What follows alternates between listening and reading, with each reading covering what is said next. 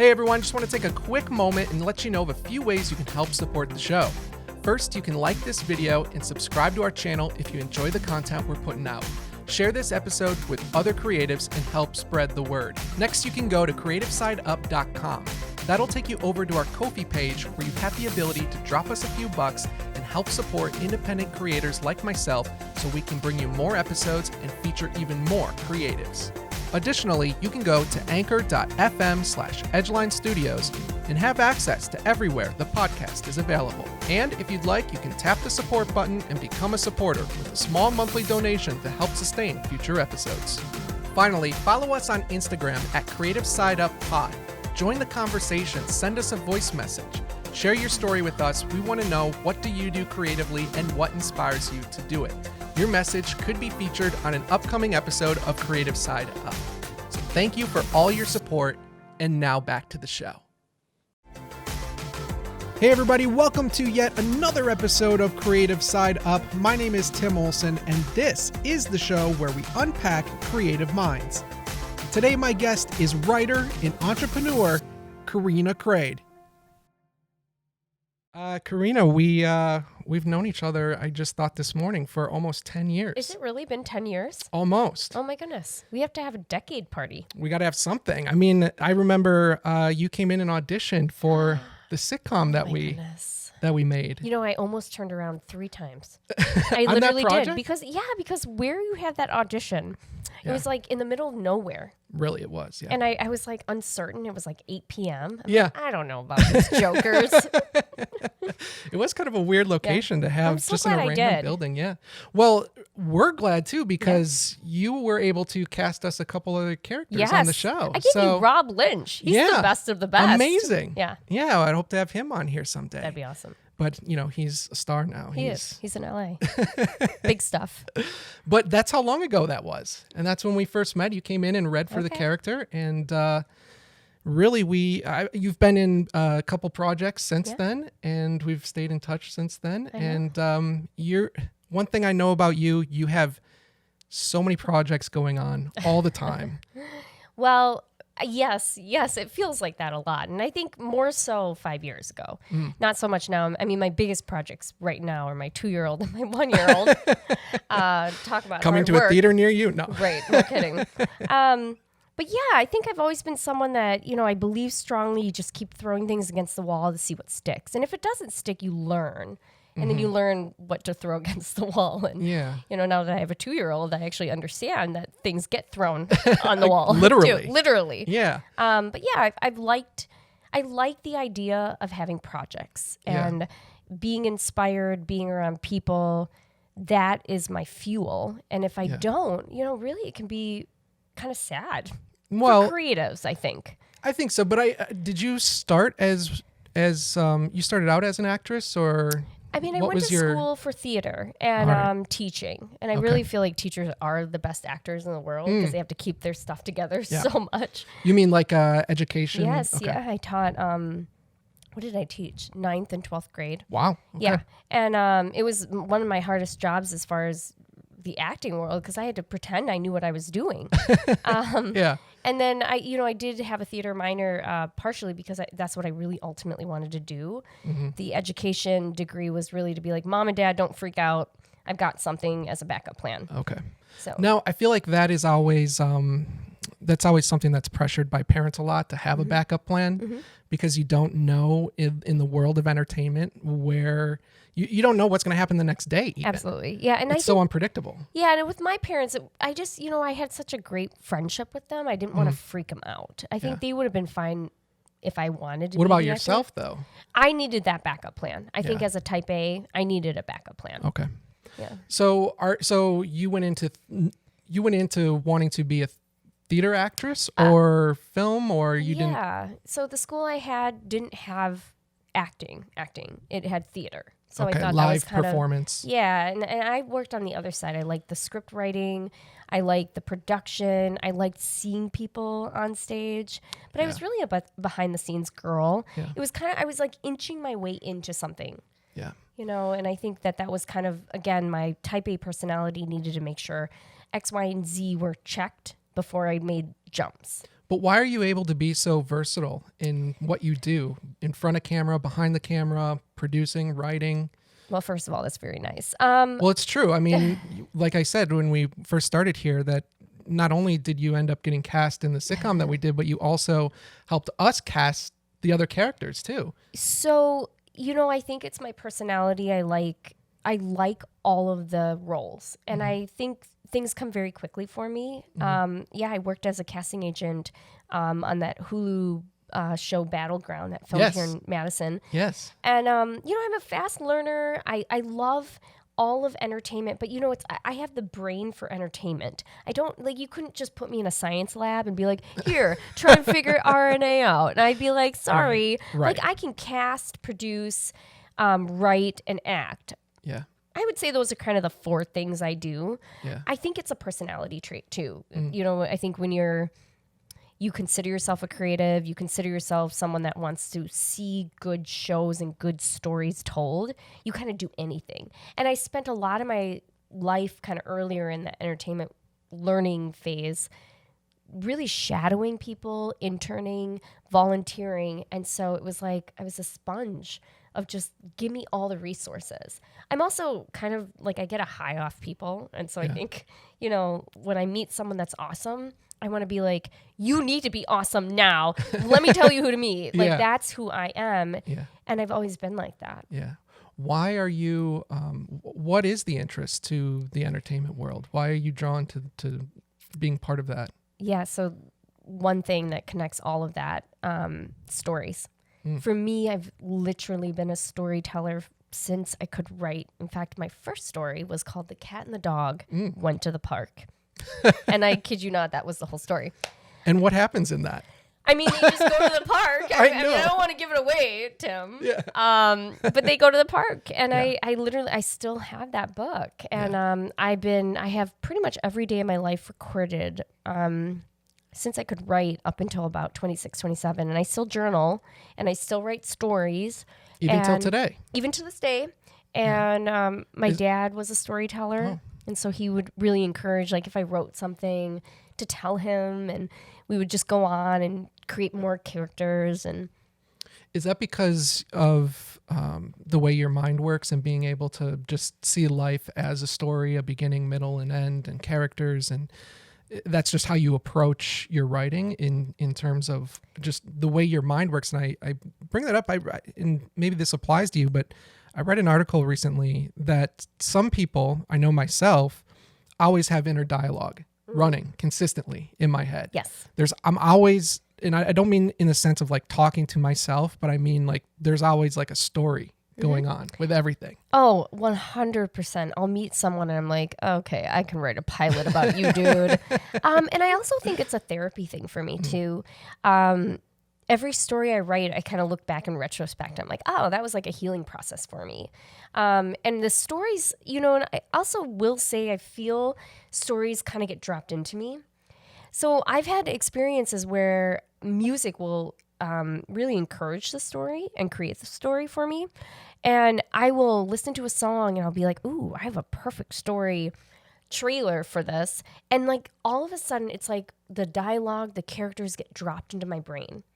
And then if I don't get them out, they get stuck in me. I know that sounds kind of creepy, but I've talked to other writers, and it's less responsibility on me as the writer or the talent. It just feels sometimes like things come through me. So you're inspired by things like listening to music. Yes. Or those types of activities. Yep. Everything I've ever written as far as a script or a commercial has all come from a song. And then in order for me to tweak it, I re-listen to the song. And most scripts I've written the trailer for it before I've written the story. Listening to music. Yes. What is it about that? Music just enhances my creative dialogue, I think. Why? I haven't really figured it out, but I think if I look back at what I wanted to be earlier, I wanted to be a trailer maker. I always love those. That's actually movie trailers. Movie trailers. Yeah. So those are always my favorite. I think it encompasses the story, gathers that whole emotion in 5 minutes, and I love that. Yeah. And so that's your approach to even writing now. What about when you're just doing a journal entry? Are you still listening to music, or is that more of life experience? That's a life experience. I do listen to music. I find music enhances storytelling, fiction stories. It's therapy for me, and they go hand in hand in my creative world. Music, stories.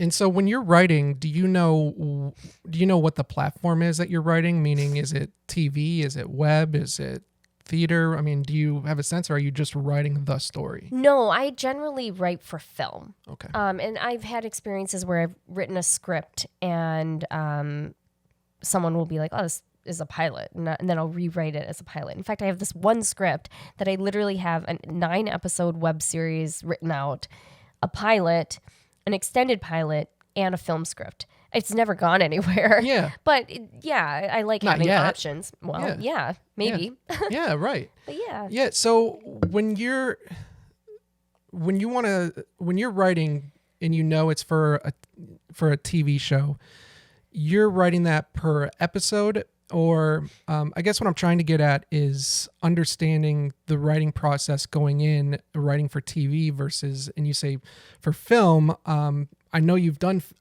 a full-length feature before. Yeah. That's a little bit of a different process because that's going in and out of the same story when you're writing it. Mm-hmm. So that's maybe writing a couple pages a day, going and doing something else for a while, and then coming back to that same thing where you kind of have to train your brain to keep coming back to that same story. So I'll tell you, honestly, that's not how I work. Well, that's what I'm trying to figure out. Right. So I actually, again, in so many ways, I feel like stories, through my openness as a writer, it gets dropped into me. I really do feel there's something that just like, there has to be this collaboration of like openness to like whatever shape or form this story needs to take, I'm open to it. But then also to be like, well, I'm also the creative, I'm the one writing the dialogue, and characters will come to me kind of as I'm writing. I've always written in one sitting. So it ends up being kind of a nutty experience for me. I will literally be listening to a song. I'll tell you one experience. I was driving from Madison to Chicago. I was listening to Miracles by Sarah McLachlan. And that was where Oranges, my feature film, was born. And it just was like, it was like downloading. Like you imagine like downloading something on your computer. Visually, you're seeing it. No, I'm literally, well, maybe, but I was driving and I was just like, this character, this storyline. And that song, I almost had like the whole movie trailer for my film before I'd even written one word. Sure. And it got to the point where I drove down, what is it, 2.5 hours? Yep. I forgot now. Closer to 3. Yeah, about that time, I'd written this entire film, and I ran into my apartment in Chicago so quickly. I left my bags in the car, sat down on my computer, and for 8 hours, I wrote that entire script. Of course, that wasn't the finished product. It was like these bones of the story. You had to get it out there. I had to get it out. It was like in my system. And it was so profound and so like, oh my God, if I don't get, this David out of me, and I know it sounds weird, but when you really talk to people who do that writing process, they'll start telling you like, yes, like if I don't get this character out of me, it's like weird, you know, like I need to let him live. And I remember sitting there and I wrote and it was really late. I was up until like 4 a.m. writing the story. And then I was like, oh my God, I need to shower. And so then I went into the shower and I was listening to this song again on repeat. And I was like, oh my God, I just came up with another scene. And I got out so quickly, I ran to my computer and I started typing the scene in this dialogue, and I didn't realize that my wet hair was dripping on the computer. That's how much I needed this story. I mean, I imagine like just typing this story. Yeah. It ended up ruining my computer. I literally fried it with water. So but then was it saved, or how do you? Oh yeah, I was like in a a cloud. Again. Oh yeah. It was like a couple of days later. What is this, like, 1999? Come on. No. It was like it was. I forget what happened, but like I ended up taking it to Apple, and they're like, it's damaged from wet. Were you? And it was like, oh, this crazy writer was. But and I had the story, and then of course I actually hid it for a while. I didn't do anything. And then a friend of mine was like, I really want to direct a feature. And I was like, hey, I've got one for you. It's just sitting in the nowhere land. Yeah. And I gave it to her and she was like, can I direct this? And I said, yes, but let me relook at it. So then I re-looked at it and I actually played that song again on repeat. And it was like bringing back all those feels. So it's a weird, crazy process. But, I think everyone's got their weirdness. Well, definitely. I mean, you're weird, let's be honest. Well, definitely. I mean, I'm not denying any of that. And I like it. I enjoy it. What is that connection for you between music and your creative process? There's some sort of connection there that's different for everybody. Yeah, I think it's just the voice for me. It's the... Is it triggering an emotion or a feeling? And then, because it's not like you listen to a song and then all of a sudden you go, I have to write a screenplay based on this song. No. But when there's a connection to something that you're listening to and it just kind of pulls you and it inspires you, you just all of a sudden are motivated to do something about it. It's a click in me. I have yet to figure out why the connection's there, but I know it's there. I do think that music for me opens me up. And I think when you're a creative, you have to be able to be open. I mean, it's a vulnerable state to be a creative person. And I don't truly believe that you can be creative without vulnerability. And I think that's one thing I had to learn. Can you explain that a little bit more? That's something I feel like I'm going through right now, is being more, especially doing this podcast, just being more comfortable with understanding where my creative process comes from and not being afraid to really go into detail or go into or be motivated to create something just based on how I feel, Yeah, well, I mean, I think that it's hard. I mean, finding a voice. Finding not only a voice, but your voice, your inner voice, and maybe the voice that you don't necessarily want to hear, have other people hear, or should be heard at some points, I mean, if you think about art in itself, all different forms and mediums, you're talking about people expressing that inner darkness, lightness, the beauty, the ugly, the healing, the healed. I don't know if unhealed's a word, but though that to me is where beauty and vulnerability, which is really kind of this openness of who you are, shines, and that to me is art. Why do you think artists tend to hide those feelings sometimes? I think it's actually the opposite. I think artists tend to show more of it. In the product. But as themselves, you don't hear a lot of the discussion happening about this. I think that's part of, for me, which 2020 has been a very vulnerable time for me. I think when I look back at who I was in my mid-20s, it was really led with an ego, and not in a harmful, mean ego, not to hurt people ego, but in an ego that was like, I'm protecting something that I'm scared to show. And people distance themselves from that energy. So when you open that up and you say to yourself, I am this, and I am expressing myself through love, light. I'm going to show the dark and the light.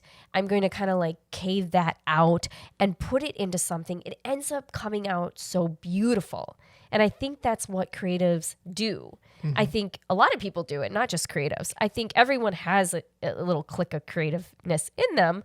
But when you really connect to art or music, you realize what you're connecting to is the true essence of that vulnerable art, that person. Yes. The energy. Yes. And you can feel it. Like if you really just say, I'm open, I'm going to see what I feel, like you'll notice you're attracted and not attracted to certain things. I mean, that's just the law. Mm-hmm. So for me, I think music allows me to feel the emotions genuinely.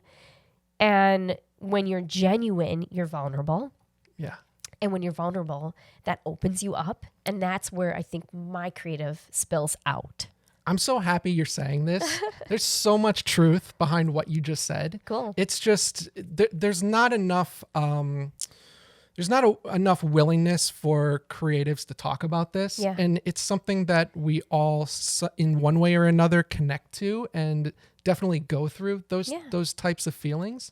And it really transcends beyond just being a creative, and it kind of forms who you are as a person. Absolutely. And having the support around you to be able to pursue those projects and know the right people to have involved in those projects so that your voice does shine, as you say, right? Yeah. Yes. Yeah. As your voice shines, it's also honest and real. And I think, one thing I've learned too is it takes time. I mean, being in that state of openness, it's like working a muscle, like any other muscle in your body, your brain, your arms, your legs, abs, all those muscles. Right. I know. I'm thinking after 2 babies, let's not talk about abs. I didn't want to put that A word out. But we have to work at it. And so I think for me, one of the biggest things that's ever been the biggest opening, aside from music, which we've talked about, is gratitude. And so that's kind of my awakening. And what does that mean for you? Just being present. I think when I'm in the state of gratitude, you open up this idea that you're in the present moment, because you can't really have gratitude without, worrying about something that happened 10 years ago or stressing about something that could happen next week. I find myself doing that a lot. I've got that inner voice in me that's like, okay, like there's always dialogue running in my head of like, what am I going to say? How am I going to say this? It's always that expressiveness and not knowing what the other result is going to be. Yep. So I definitely go through that. I'm not going to act like I don't. No. It's something that I struggle with myself, and trying to just calm those nerves and try to calm. So what? You can't control it. So what? Well, and inner dialogue isn't a bad thing. It's just, so you talk to one person the most every day, and that's yourself. So I always tell people, make sure that dialogue is wonderful, beautiful, and inspiring. Yeah, that's true. But I feel like there are times when you need the external voices of your friends, your closest friends, to be able to tell you that you can talk to about anything, and that they'll say that's okay. And that's just as important as that inner voice, because without those external voices, how are you going to turn those inner voices around? Yeah. Yeah. I mean, I think that's the battle of people throughout history. It's a prevalent issue, but yeah, I think that it's just something that we constantly are evolving, because our lives are chapters of rediscovering, rewiring, relearning, unlearning. And we have to just be present in the moment that, who you are is essentially the greatest thing. And whether or not, you lean on friends, yourself, or family, I mean, that openness is what we're all trying to really, accomplish at the end, is being open. Yes. As humans. Yes. And for yourself, and for yourself as a creative. Yes. Going back to the screenplay that you wrote. Yeah. So when you're finished writing a draft of the screenplay, do you kind of set that aside and go, okay, this is ready to go for whenever I can have the time to make this? Or are you constantly going back to it? Or are you starting a different project? I mean, what is going on in the mind of a creative at that point? I mean, I think at that point, every script I write at every different point is different. I think with that one, it stayed somewhere. I just wasn't sure where on my hard drive. And I have a lot of faith that things kind of come up when they need to. Is that a life thing for you? Just letting life unfold and trusting that there is a process playing out? More so now than ever. But yeah, I think I've been someone that believes strongly that things do eventually happen for good purposes or reasons. Yeah, I think I had faith that story wanted to be lived in someone else's hands or work. Yeah. It had to live there.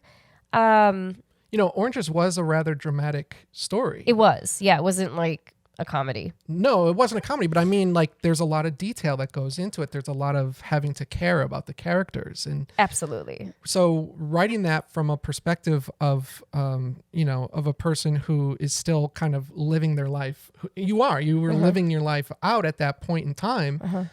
how are you able to create characters that are relatable to having to gone through, traumatic and issues? And that's a hard. It's a deep question. That's a deep question. I know. I think that, circling back around, for me, it was always kind of this openness. So I used music to kind of open up the door.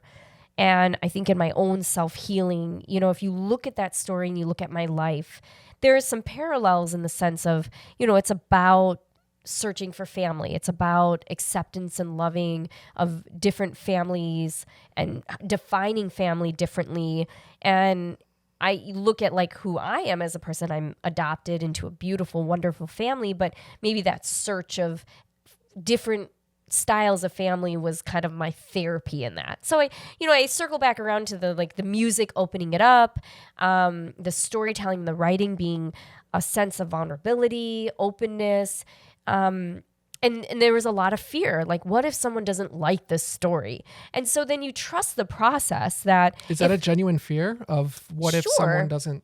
I think that's a fear of anything that you create. You're like, well, what if someone doesn't like it? There's so much of me in it. But again, you trust the process that if this story is meant to be told and meant to be seen, it will be. And I think I kind of just set that as an intention. What do you mean by if it's meant to be? What does that mean to you? Because that means something to everybody. Sure. It could, in some sense, it could mean financial success. In some sense, it may just be notoriety or acceptance or, or something as small as just, again, going back to that word gratitude. Yeah. So what is that meant to be for you? So for me, if it was meant to be showcased and told to whatever type of audience, and it went far, but it didn't go as far as I probably envisioned in the beginning, but it's available for streaming, right? It's on Amazon. Yeah. But the fact that someone reached out to me, asked for a story, read it, and the magic that happened with that story and how many people connected to it, that was okay, this is what it's meant to be. And I'm not saying that if someone reads it and they were like, oh, this is crap, take your no and turn it into a yes, 100%. But it was something about the feeling and the acceptance of that story that people just harnessed. Yeah. And when they harnessed that story, that was my affirmation of, okay, let's tell this story. And I kept telling myself, kind of the line during that journey of making that film was, this is a story that needs to be told by motion picture. And I always kind of have a mantra or an affirmation whenever I do something creative. And that was it for me. This story needs to be told. And that was not just from my ego saying it. It was literally people would read it and say, I never have cried at a screenplay. This made me cry. This story reminded me of a story that my father went through. This story is so beautiful. How can I help? Right. So you kind of get these little winks in a sense saying, let's do it. And your focus is more on the people that have an attractiveness to the project, as opposed to those who just immediately turn it down. Well, and to be fair, I think there has to be a beautiful balance between I'm a creative and I want to do this. This is where my heart belongs. And then you have to look at the energy of the other side. Okay, is it really working? It's not to say just give up, but you also want to do that dance as a creative. Yeah. And you have to listen and you have to be... There might be moments of giving up. Oh yeah. Trust me. We all get that point of okay, if it's not working, let's give up. But or move on to the next. And that again goes back to what I originally started with. You just throw things against the wall, see what sticks, and do the dance with kind of the energy of the creative person. Put it out there. See if it dances back with you. Hey everyone, just want to take a quick moment and let you know of a few ways you can help support the show. First, you can like this video and subscribe to our channel if you enjoy the content we're putting out. Share this episode with other creatives and help spread the word. Next, you can go to creativesideup.com. That'll take you over to our Ko-fi page where you have the ability to drop us a few bucks and help support independent creators like myself so we can bring you more episodes and feature even more creatives. Additionally, you can go to anchor.fm/Edgeline Studios and have access to everywhere the podcast is available. And if you'd like, you can tap the support button and become a supporter with a small monthly donation to help sustain future episodes. Finally, follow us on Instagram at CreativeSideUpPod. Join the conversation, send us a voice message. Share your story with us. We want to know, what do you do creatively and what inspires you to do it? Your message could be featured on an upcoming episode of Creative Side Up. So thank you for all your support. And now back to the show. You've kind of taken the understanding of who you are and being more open and trying to inspire others as well. Why do you have the motivation to, I guess you kind of touched a little bit on how you just like people. I do. I told my husband one time, if I don't see people in like 5 days, I've had a cold, hence my voice here. I actually kind of get low. Yeah. Like I need kind of the fuel of other people and that energy. Sure. I like people a lot. Yeah. Well, that goes into your other venture, MogaMind. MogaMind, yes. Yeah. It's like yoga for the mind. You want to explain a little bit of how that came about and what it is and why you needed it, not only in your life, but why you thought it would fulfill others as well? Yeah, and it actually circles right back around to oranges. So the film that I was working on, it was a big venture. It was just so much work. I was in the city. I was single. I was eating poorly, dating all the wrong men, living in a tiny little apartment with a blow-up mattress. Kid you not. And it was just honestly, like, even though it was a very fun, creative time in my life, mentally I was just wiped, stressed, unhappy, but I was happy doing creative stuff. It just didn't fulfill everything. And I think like before then, I was really struggling with that openness of who I was and what I wanted to identify with. So anyways, during that process, I really felt a dip in my life and I took responsibility. I turned to my mom and I said, "What do you recommend?" And she gave me this book. It was The Power of Subconscious Mind by Joseph Murphy. And it really talks about gratitude, your thoughts, how you can change your life thinking more positive and being happier. Can I say, it's interesting you touch on that idea of thinking you're in a space that you've always wanted to be in, that you've always aspired to be a part of. And for me, that was going to Los Angeles and living in Los Angeles and going, oh my God, I'm actually doing what I dreamed of doing one day. Right. I'm working on movie sets. I'm here. I'm making it happen. But at the same time, not feeling like, where do I fit in? And how come this isn't feeling right? How come this isn't? And I put a lot of pressure on myself. Like I didn't give myself a lot of time there. It was about 6 months because that town will just, it'll take you in and spit you back out faster than you can imagine. But in a sense, I tried to feel like I was grateful that I had people who supported me and wanted me to be on their projects and knew that I was helpful to them and kind of took me under their wing and was kind of showing me around. And I was so grateful for that. And again, like I said, it's like, I've always dreamed of this, of being here. Yeah. But there was another part of me that felt like, I don't know where I fit in here. And Right. it was really a distraction. It pulled me out and it didn't make me feel like I belonged there. And I think that's a form of, kind of feeling low or unhappy. And it's interesting you bring that story up because that was very similar, with my experience. It's like happiness and feeling, inspired doesn't just come from external things. And so this book kind of talked about that. And that was really important to me. And I started doing all this research about, oh my God, the act of gratitude, the act of love, but not just like, I'm grateful for my parents. Like, I mean, yes, you can be, but I'm saying this like level of being present gratitude. And I started studying this, like, why is it that we're all in these places and we're all so unhappy? It's like you get one thing and you look for the next thing. It's the keeping up with the Jones mentality. And I just could not let it go. And I did all this research about mindfulness and all this research about energetic healing and internal, gratitude, and basically birthed out what is now MogaMind. And it was during this time of what I was supposed to be the happiest, filming a film that I wrote and acting in, and being with a bunch of women and men that wanted to do my story. I mean, that's a miracle in itself for so many people. But there was a hiccup. And so when I changed my mindset through learning about gratitude, love, and visualization and mantras and affirmations, I realized that was a huge part of who I was as a creative. And so then MogaMind was born because I thought, well, I can't be the only person. And you're sitting here saying, well, you weren't. And through the 5 years of MogaMind being alive, we realized so many people were similar to us. And so MogaMind essentially helps people kind of peel down that layer and have more focused mindfulness quicker. Did you know that you were going to be starting something like that? Or did you start out looking to see, well, someone else must be feeling this way too. There must be something else out there. And of course, there obviously are plenty of self-help, and there's plenty of motivation and places you can go to have that in your life. But how come you didn't feel like there was anything that was filling specifically to your needs? Well, when I did all my research, I realized I can't go on a 2-month meditation retreat in India. I can't, spend at the time for me, $180 for yoga. I can't do all these things. And honestly, even buying a book was out of my budget sometimes, but I still wanted to feel good, and I still wanted to flip that mindset.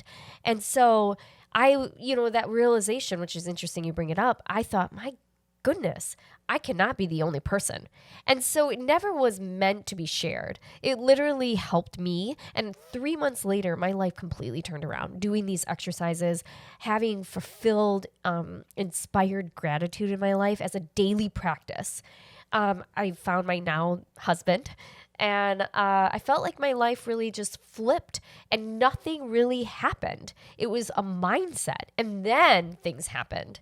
How did you know that you needed it? How did you know what you needed, really? Because it's one thing to know you need to turn around how you feel. That's a great starting point. But to develop a series of techniques that maybe didn't exist in a certain way, or structured in a certain way that you really fit what you were going through, how did you know what you were developing? How did you have a sense of this is helping me? Yeah, I just pulled all my favorite things from all the different lessons and books and podcasts and YouTube videos and TED Talks I watched. And I listened and I researched and I read, and I realized that a lot of what everyone was saying was have gratitude and feel love for yourself, and then have a visualization, a focused goal that's just one set focused goal.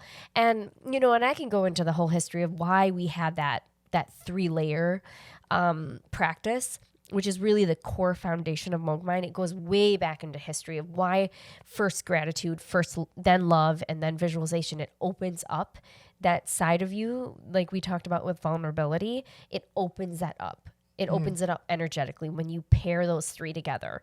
And so our whole work with MogaMind is all based off that. And then here's a big surprise for you. Then it's sandwiched onto music.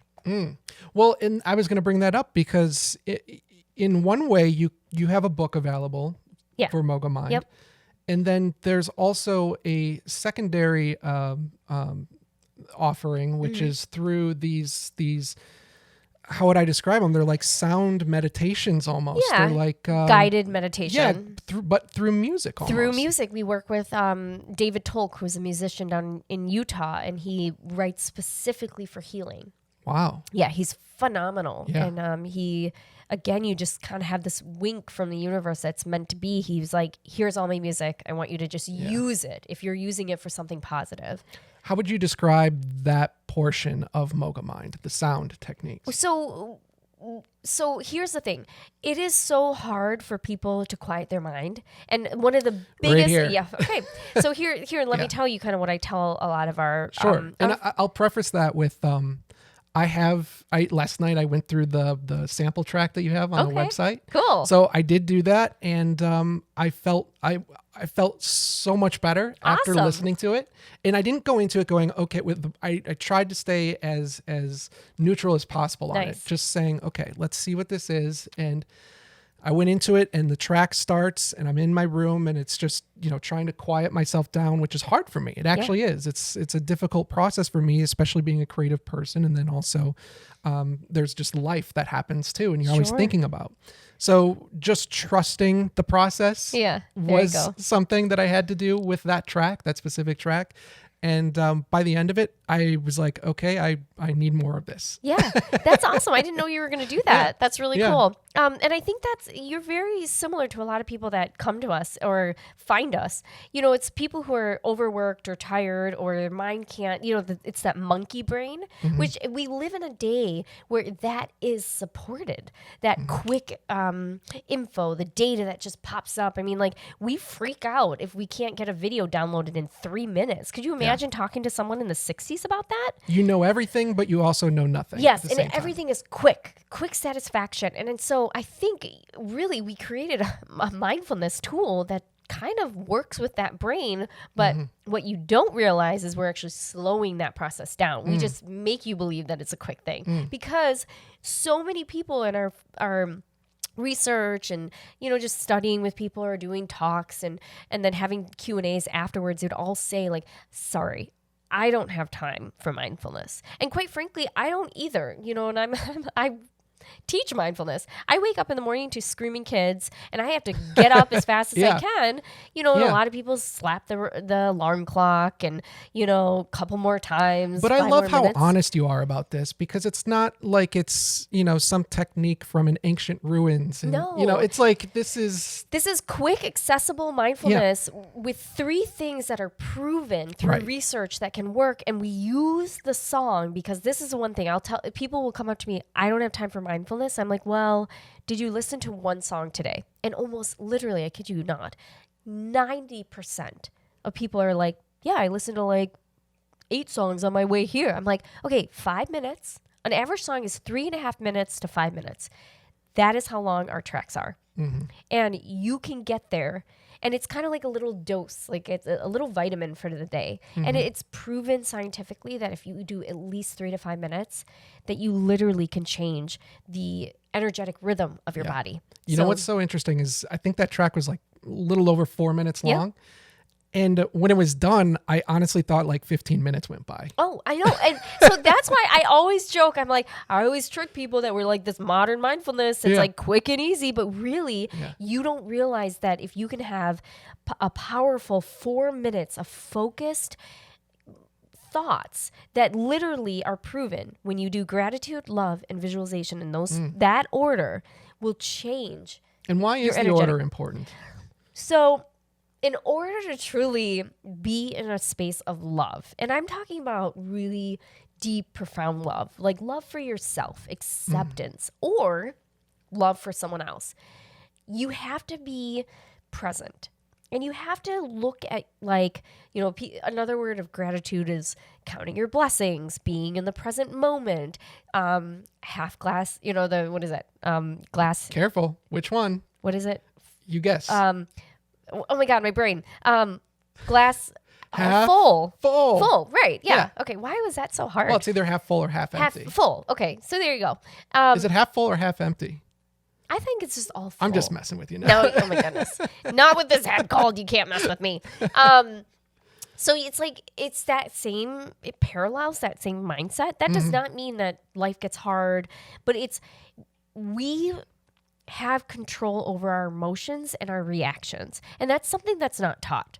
We associate our body and who we are with emotions and reactions. And maybe not that it's not taught, but it's just not talked about. It's not talked about.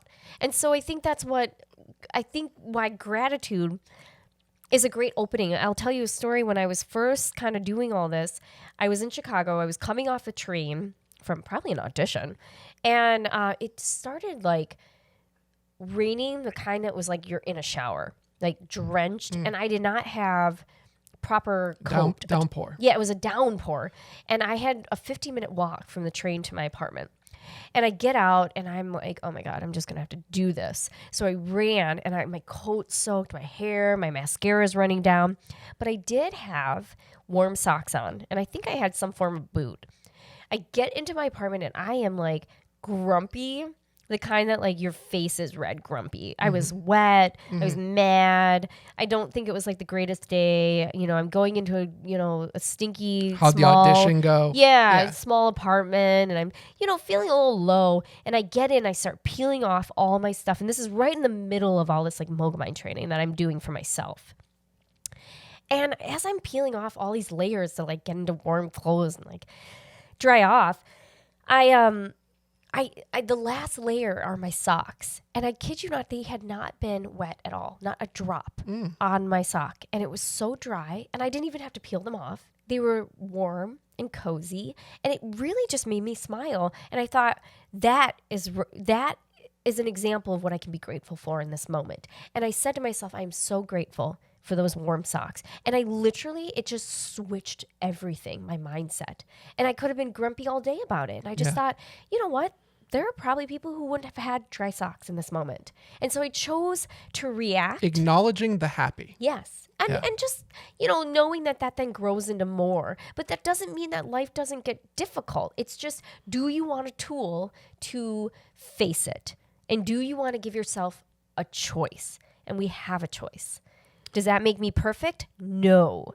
Does that make every situation easy to make that choice? No. But you always have a tool. Right. And you acknowledge that it is a tool, but how do you take something that is a tool to motivate you or a tool to calm yourself and turn that into a routine or a lifestyle? Because it's not just about reading your book, or it's not about just listening to one track. It's about an understanding of who you are as a person and being accepted as just knowing that you are you're okay being yourself and have an openness to discuss that. Yeah. Like I tell people, our brain and our mind, it's a muscle. I mean, that's science. So, I mean, when you make these into small habits that won't take you longer than 20 seconds, it becomes, you get the benefit of it. And you see where that can change, and you can see where that can make you feel better. So you're naturally attracted to wanting to feel good. Mm-hmm. So I think it's just a routine, it's a practice, and it's something to keep at. How do you continue to motivate yourself to keep doing that? So a lot of like the different lessons that I have or different practices motivate me. I think when you start doing things like gratitude, journaling, or just listening to the tracks, you start seeing what isn't in that kind of like energy field of, when you're low or down, you start seeing that clearer. So I think that's the motivation. So when you feel really good, you're aware of what makes us feel really good, and then you want to do more of it. Yeah. What motivates? I mean, really that has to be in you. I can't make anybody do anything. I can just say, I know this worked for me. It's working for me. We're all working on this together. I mean, we're all people. Just at the end of the day, we just want to be happy and feel like our time on this earth is mostly good, and that sometimes can be a choice for people in a mindset way, but it also can be something we have to work on and practice. I mean, it doesn't. I'm not trying to downplay things that, there's life circumstances, there's chemical imbalances, there's all that real tragedy, there's real stuff. Anger. We're all born in situations that may not, we have to work on. But this is a tool kind of for one's chapter in life for many. And I always kind of tell people, the whole kind of core and beginning of MogaMind is, hey, it worked for me. I just want to share it. Is that where your passion comes from with MogaMind, is because it worked for you and you needed it at a time of when you were really low, and you were able to develop a style that worked for you either as a creative or just as a person trying to figure out the world and taking little bits of from here and there that worked for you and try to squeeze that down into one, what do you call it? Is it like a platform, or is it like it's a tool? You call it I call it a tool. Yeah. I think that's kind of like a safe word. Because I think a lot of people get worried when it becomes a practice or a life-changing Well, that's thing. what I was trying to get at, is how do you take something that is a tool and understand that, like, maybe you just recognize that that's just what it is. It's a utility, instead of saying, okay, it's now 3 p.m. and I do this every day at 3. Yeah. I guess you could utilize it that way, Yeah. but it's more of it takes time to recognize, and giving it the time it needs to sink in and sort of neutralize itself within you. Yeah, and I think, when you really think about those the 21-day meditations, or the different practices that you can do, I mean, people do it for so long and then they drop off. I've been discouraged by those, because I've started out listening to tracks before, and I've fallen off of them because I don't know if I'm doing it right. Sure. And then also I lose a connection with it. There's nothing there that is, that motivates me to keep going. Yeah. And funny story, I actually a lot of times when people do those, free meditation guidance, they'll tell you you get it for free, but it starts deleting. And so then you're rushing to get it before it deletes. And I'm like, wait a minute, this isn't mindfulness. Well, I've tried those apps before, I think there's one called Headspace or something, I've tried that before. And I like the concept of it, because we do live in this busy life, and people have their day-to-day routines, but figuring out what works for you is such a task, and being able to find something. So MogaMind, it's not necessarily listening to these tracks. You could also just, you have your book that people can read and understand, and you provide resources of what worked for you. And and this year we're going to be growing into doing an online 11-day experience. So you'll be able to sign up and actually follow me on some of the practices, quote unquote, that we do. Sure. And then, so I think it'll grow into more. That's kind of the whole plan. I mean, one of the things that we like to say too about what we do is we end up being kind of like the first step for a lot of people and a bridge for more. So a lot of people will kind of jump on this MogaMind idea and do it and be like, oh my God, I can do 5 minutes for a whole month whenever I want, however I want. I'm gaining benefits from it. And then it's like, okay, well, maybe I will go for a 1-day silent meditation retreat. We'd like to see it as encouragement, or the bridge, or the first step, or if you used to do all this stuff, maybe come back to this as a beginning to a gap that you've had in mindfulness, or just, like we say, or it could be the in-between. You said something really important, which is making sure that you're utilizing something that does benefit you. Yes.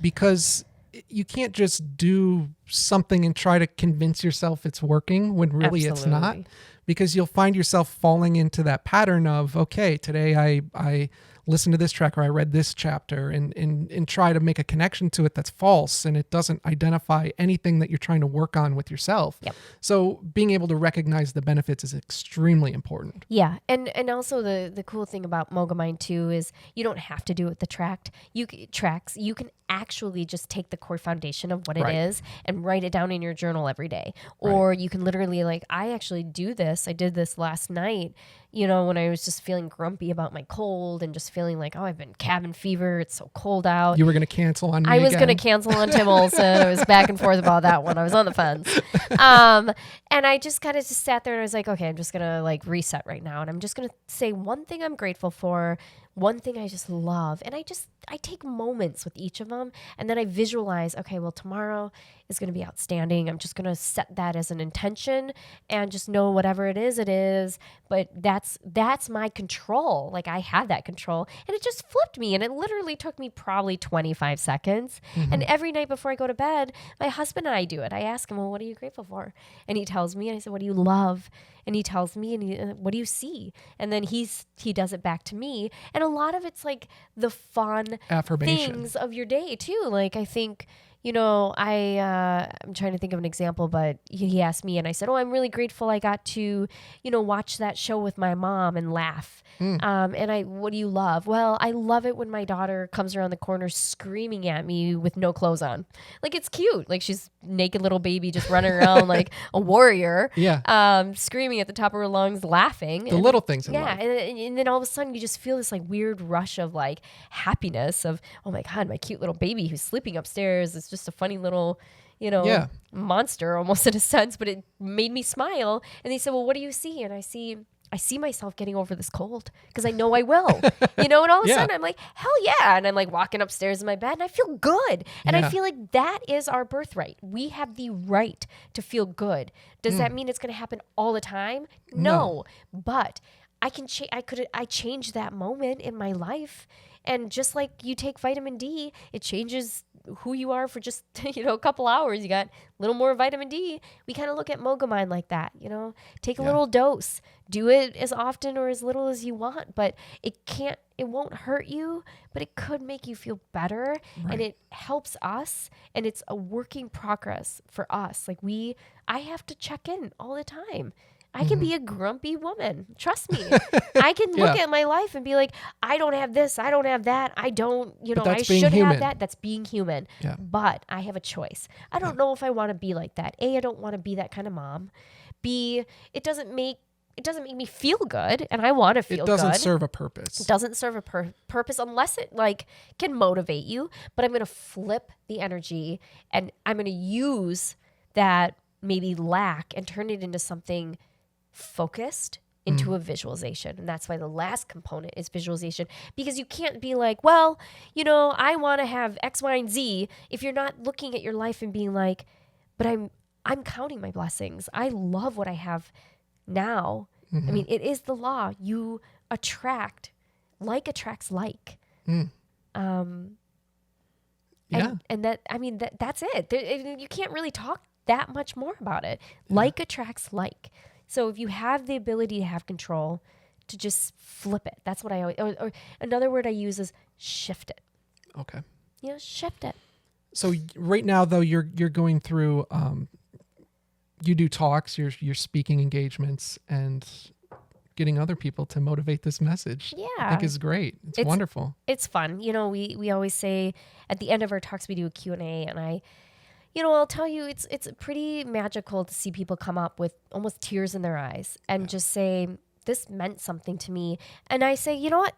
That's it.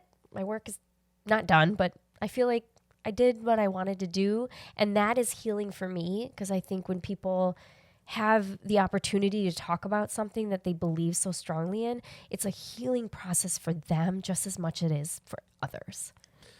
Corrina, I'm going to tell you this.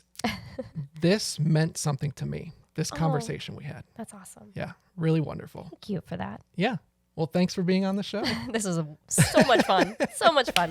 Thank you. Thanks. Creative Side Up is an Edgeline Studios production. Thanks for listening, and we hope you join us again soon.